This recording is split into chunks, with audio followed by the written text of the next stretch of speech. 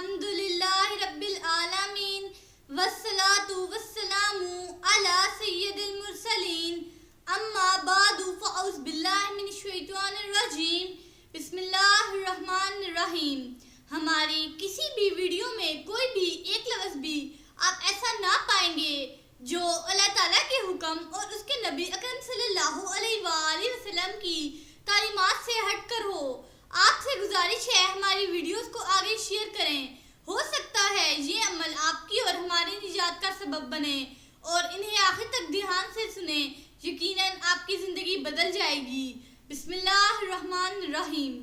وہ نفوس قدسیہ جنہوں نے دعوت اسلام کو ابتدا میں قبول کیا اور اس راہ میں پیش آنے والی مشکلات کا مردانگی سے مقابلہ کیا، ان میں حضرت ابو ذر رضی اللہ تعالیٰ عنہ کا نام سر فہرست ہے۔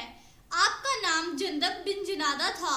یہ بنی غفار قبیلہ سے تعلق رکھتے تھے۔ طبعی طور پر کفر و شرک سے دل برداشتہ تھے۔ باسط نبوت سے 3 سال قبل آپ نماز پڑھا کرتے تھے۔ جدھر اللہ تعالیٰ نے چاہا منہ کر کے کھڑے ہو جاتے اور اپنی عقل و فہم کے مطابق اپنے معبود برحق کی تسبیح و تحمید کر کے اپنے دل بے قرار کی تسلی کا اہتمام کر لیا کرتے۔ انہیں اطلاع ملی کہ مکہ میں ایک شخص ظاہر ہوا ہے جو دعویٰ کرتا ہے کہ اللہ تعالیٰ نے اسے نبی بنا کر مبعوث فرمایا ہے۔ انہوں نے اپنے بھائی انیس کو کہا کہ مکہ جا کر اس شخص سے ملاقات کرو اور اس کی دعوت کے بارے میں معلومات حاصل کرو اور واپس آ کر مجھے بتاؤ کہ معاملہ کیا ہے۔ انیس مکہ گئے، چند روز وہاں قیام کیا۔ جب واپس آئے تو ابو ذر نے ان سے پوچھا، سناؤ کیا دیکھ کر آئے ہو؟ انیس نے جواب دیا کہ میں نے ایک شخص کی زیارت کی ہے جو نیکی کا حکم دیتا ہے اور برائی سے منع کرتا ہے۔ اس کا دعویٰ ہے کہ اللہ تعالیٰ نے مخلوق کی رہنمائی کے لیے اسے رسول بنا کر بھیجا ہے۔ وہ مکارم اخلاق کو اپنانے کی تلقین کرتا ہے۔ ابو ذر نے پوچھا، لوگ اس کے بارے میں کیا کہتے ہیں؟ انیس نے بتایا، لوگ تو اسے شاعر، کاہن اور ساحر کہتے ہیں۔ باخدا وہ سچا ہے، لوگ جھوٹے ہیں۔ ابو ذر نے اپنے بھائی کو کہا کہ میرے اہل و عیال اور کاروبار کا خیال رکھنا، میں بذات خود اس ہستی کی زیارت کرنا چاہتا ہوں۔ انیس نے حامی بھر لی اور ساتھ ہی اپنے بھائی کو نصیحت کی کہ اہل مکہ سے محتاط رہنا۔ ابو ذر کہتے ہیں کہ میں نے ایک توشہ دان میں کھانے کا سامان رکھا، ہاتھ میں عصا تھاما اور مکہ کی طرف روانہ ہو گیا۔ ساری مسافت پیدل طے کر کے مکہ پہنچا۔ وہاں نہ میری جان نہ پہچان۔ میں نے سیدھا حرم شریف کا رخ کیا۔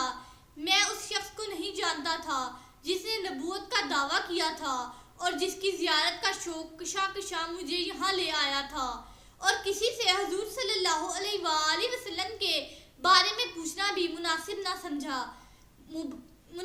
سمجھا۔ مبادا کسی مشکل میں پھنس جاؤں، میں انتظار کرتا رہا، یہاں تک کہ رات ہو گئی۔ میں وہیں لیٹ گیا۔ مجھے علی مرتضیٰ رضی اللہ تعالیٰ عنہ نے دیکھا۔ آپ سمجھ گئے کہ میں مسافر ہوں، میرا یہاں کوئی ٹھکانہ نہیں، اس لیے حرم شریف میں فروکش ہو گیا ہوں۔ آپ نے مجھے اپنے پیچھے پیچھے چلنے کا اشارہ کیا، چنانچہ میں آپ کے پیچھے چل پڑا۔ راستہ میں نہ آپ نے مجھ سے کچھ پوچھا اور نہ میں نے خود کچھ بتایا۔ رات آپ کے ہاں بسر کی۔ صبح ہوئی تو اپنا توشہ دان اٹھایا اور حرم میں آ کر ڈیرا ڈال دیا۔ دوسرا دن بھی گزر گیا، حضور صلی اللہ علیہ وآلہ وسلم کی زیارت نصیب نہ ہوئی۔ شام ہوئی تو چادر بچھا کر لیٹ گیا۔ حضرت علی مرتضیٰ رضی اللہ تعالیٰ عنہ کا پھر گزر ہوا۔ مجھے کل کی طرح بے خانمہ دیکھ کر اپنے ساتھ لے گئے۔ راستہ میں سکوت طاری رہا، نہ انہوں نے مجھ سے کچھ پوچھا اور نہ میں نے اپنے بارے میں از خود کچھ بتایا۔ دوسری رات بھی گزر گئی۔ صبح کا اجالا ہوا تو اپنا سامان اٹھا کر حرم میں آ گیا۔ جب تیسرے دن کا سورج بھی غروب ہو گیا اور شام کے دھندلکے نے اپنی چادر پھیلانی شروع کر دی اور میں فرش حرم پر آرام کرنے کی غرض سے لیٹنے کی تیاری کرنے لگا، تو پھر شاہ مردان علی مرتضیٰ رضی اللہ تعالیٰ عنہ آتے ہوئے دکھائی دیے۔ میرے پاس آئے اور مجھے اپنے ساتھ چلنے کا اشارہ کیا۔ جب ہم منزل پر پہنچے تو آپ نے مہر سکوت ثبوت توڑتے ہوئے دریافت کیا کہ تمہارا یہاں آنا کیسے ہوا ہے۔ میں نے عرض کی اگر آپ میرے ساتھ پختہ وعدہ کریں گے، آپ میرا راز فاش نہیں کریں گے اور میری راہبری کریں گے تو میں اپنی آمد کا مقصد بیان کرتا ہوں۔ آپ نے مجھے رازداری کا یقین دلایا تو میں نے سارا ماجرا کہہ سنایا۔ میری بات سن کر آپ نے فرمایا بے شک وہ اللہ تعالیٰ کے سچے رسول ہیں، صبح میں تمہیں اپنے ساتھ ان کی خدمت میں لے جاؤں گا۔ صبح ہوئی تو حسب وعدہ آپ مجھے ساتھ لے کر جانے کے لیے تشریف لائے۔ مجھے فرمایا تم چپکے چپکے میرے پیچھے چلے آنا، اگر مجھے کوئی خطرہ محسوس ہوا تو میں اس طرح کھڑا ہو جاؤں گا جس طرح میں لوٹے سے پانی بہا رہا ہوں یا اپنی جوتی کا تسمہ درست کر رہا ہوں، اور اگر کوئی خطرہ نہ ہوا تو میرے پیچھے اطمینان سے چلے آنا۔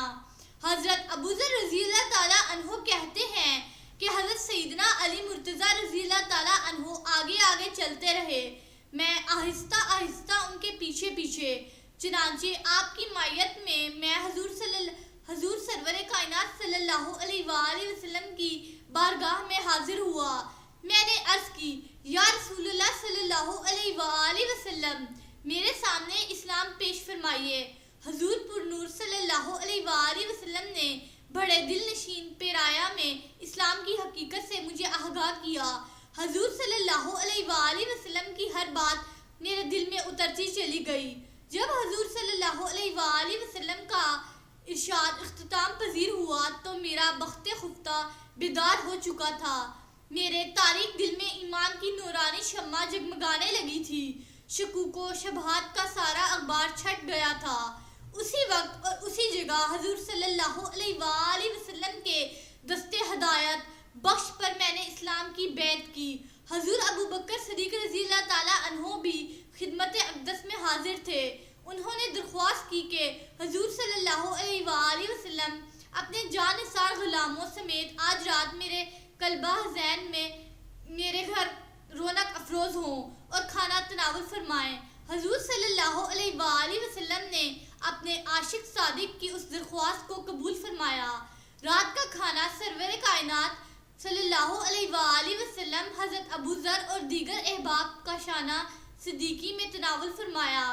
حضرت ابوذر رضی اللہ تعالیٰ عنہ کہتے ہیں کہ میں زندگی میں پہلی مرتبہ طائف کے زبیب خشک میوہ کھانے سے لطف اندوز ہوا۔ مرشد کریم علیہ افضل صلاۃ و تسلیم نے اپنے نو آموز مرید کو دو خصوصی نصیحتیں فرمائی۔ رسول اللہ صلی اللہ علیہ وآلہ وسلم نے ان باتوں پر ان سے بیعت لی کہ وہ اللہ تعالیٰ کی راہ میں کسی ملامت کرنے والے کی ملامت کی پرواہ نہیں کریں گے، نیز وہ حق بات کہیں گے خواہ وہ کتنی کڑوی ہو۔ ایک روایت میں ہے کہ حضور علیہ السلام نے انہیں ہدایت کی کہ وہ یہاں مکہ میں ابھی اپنے ایمان کو ظاہر نہ کریں اور اپنے قبیلہ کے پاس واپس چلے جائیں اور انہیں اسلام کی دعوت دیں۔ جب ہمارے فتح یاب ہونے کی تمہیں اطلاع ملے تو پھر میرے پاس آ جانا۔ آپ نے عرض کی یا رسول اللہ صلی اللہ علیہ وآلہ وسلم، اس ذات کی قسم جس نے آپ کو حق کے ساتھ مبعوث فرمایا ہے، میں تو مشرکین کے مجمع میں جا کر اپنے ایمان لانے کا اعلان کروں گا۔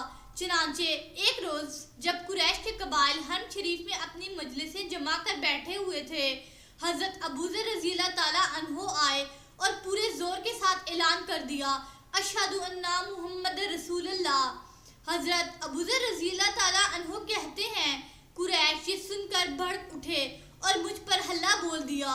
جو چیز کسی کے ہاتھ میں آئی، لکڑی، ڈھیلا، ہڈی، پتھر، اس سے مجھے زود و کوب کرنے لگے، یہاں تک کہ میں غش کھا کر گر پڑا۔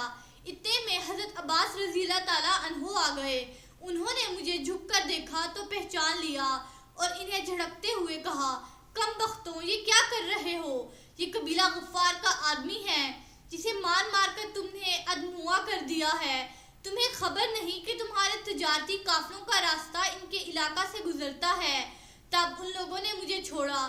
جب مجھے ہوش آیا تو میں اٹھ کر زمزم کے کنویں کے پاس گیا، اس کے پانی سے اپنے جسم پر لگا ہوا خون دھویا، جوں تو کر کے رات گزری۔ صبح ہوئی تو جنون عشق نے پھر مجبور کیا کہ کفار کے بڑے مجمع میں اپنے محبوب کی رسالت کا پھر اعلان کروں، اس کے جرم عشق میں پیٹا جاؤں اور میرے انگ انگ سے خون کی ندیاں رواں ہوں۔ چنانچہ دوسرے روز قریش حسب دستور جب اپنی محفلیں جما کر بیٹھ گئے تو میں نے اپنے پھیپھڑوں کی پوری قوت سے نعرہ لگایا، اشہد ان محمد رسول اللہ۔ میں نے یہ اعلان کر کے گویا بھیڑوں کے چھتا میں پتھر مار دیا۔ یہ سنتے ہی سب بھپڑ گئے اور غضبناک ہو کر مجھ پر ٹوٹ پڑے۔ مکوں گھونسوں سوٹیوں اور پتھروں سے میری خوب مرمت کی، جگہ جگہ سے خون بہنے لگا، غش کھا کر پھر گر پڑا۔ حضرت عباس رضی اللہ تعالیٰ عنہ پھر میرے لیے نجات کا فرشتہ بن کر آ پہنچے، ان کو خوب ڈانٹا اور انہیں بتایا کہ جس شخص پر تم یہ زیادتی کر رہے ہو یہ اس قبیلہ کا فرد ہے جس کے علاقہ سے تمہارے تجارتی کارواں گزرتے ہیں۔ اس طرح مجھے اسے چھٹکارا ملا۔ میں اپنے وطن واپس آ گیا، اپنے بھائی کو حضور صلی اللہ علیہ وآلہ وسلم کی بارگاہ اقدس میں شرف بازیابی حاصل کرنے اور ایمان لانے کا واقعہ بتایا۔ اس نے کہا، میں تو پہلے ہی اس دین کو قبول کر چکا ہوں۔